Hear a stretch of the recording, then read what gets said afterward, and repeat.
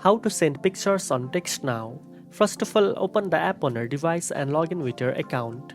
From the home screen, tap on the message icon to start a new conversation or open an existing chat if you have already been messaging someone. In the To field, type the phone number or choose a contact from your list. Once the chat window is open, tap on the camera icon. This will open your gallery or photo library.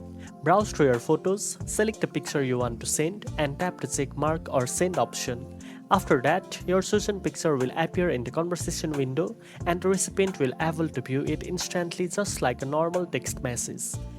You can also send multiple pictures one after another, making it easy to share moments with friends and family. The best part is that sending pictures on TextNow is completely free and you can combine photos with text and emojis to make your message more fun and personal. Now you know how to send pictures on TextNow. If you found this video helpful, don't forget to like, share and subscribe for more tech tips. Thanks for watching and I'll see you in the next one.